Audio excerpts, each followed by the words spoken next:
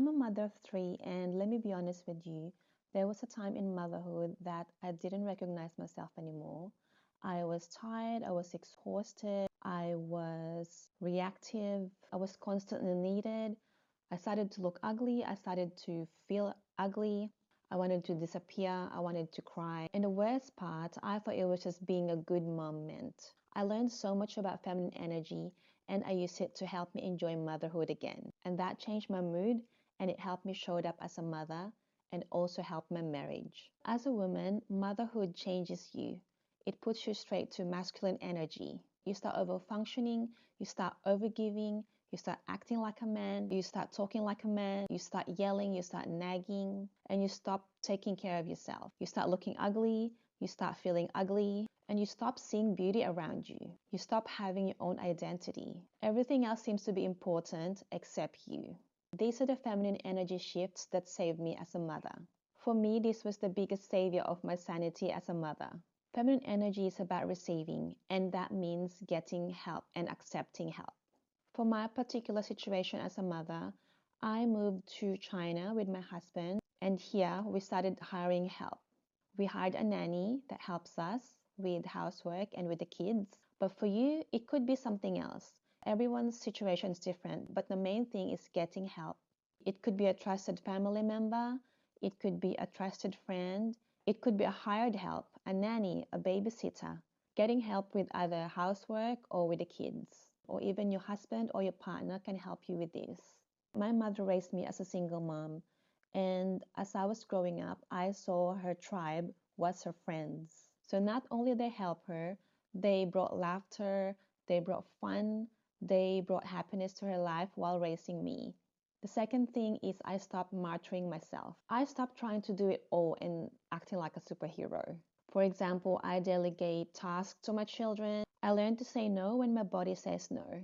For example, attending a family event when my body says no, when I don't feel very good, or when my body just says I need a rest. For example, when I have my period, I try to organize my life according to my cycle. I do cycle syncing. I make sure I have enough rest. I say no when I don't feel like it. I say no when I feel like I need to rest. And I give my body chance to rest when I have my period. Whenever there's an activity at school who needs volunteers, I don't say yes to those. For example, when the school needs someone who volunteers to clean, to manage school activities, I don't volunteer anymore. I save my energy for my kids, for myself, and for my husband. The next thing is I stop over controlling. For the feminine energy to work, you need to have masculine energy to work with it.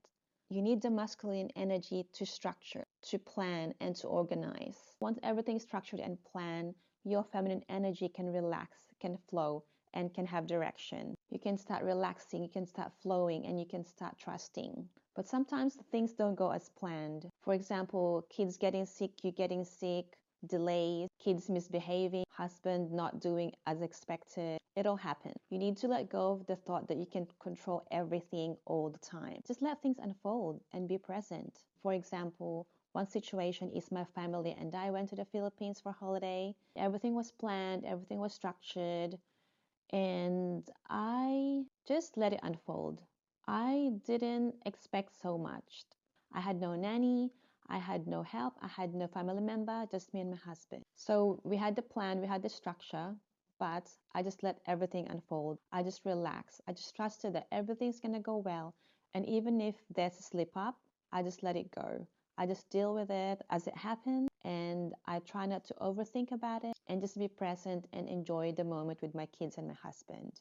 The last thing is I took care of myself. For you to feel your femininity and the feminine energy, you need to take care of yourself too, not just outside but also inside. Your skin, your hair, your hygiene, taking your vitamins, eating good food, eating real food, your hobby, and the things you love to do before you had kids. After having my first child, I felt I was a mess. I forgot to take care of myself, and then I got help and I recovered. But after that, and then I had my twins, and then the cycle continued. I was so busy, although I had help, I was still busy.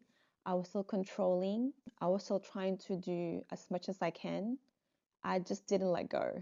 I started wearing convenient clothes. I couldn't see they were not really nice and they weren't complementing the way I look and they're making me look ugly.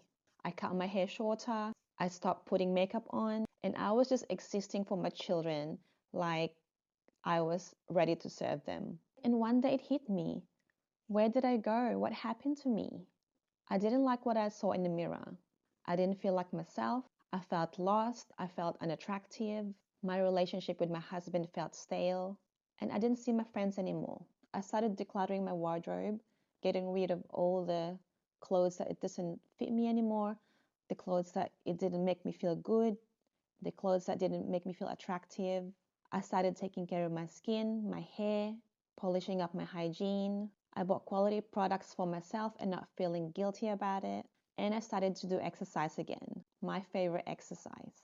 And I started seeing friends again. Becoming a mother is not the end of your life, it's just a next chapter. You're not supposed to disappear in motherhood, only if you let it. If you're on the same journey, check out my other videos about feminine energy and other ways to improve our lives as women. Thank you for watching and I'll see you in my next video. Bye for now.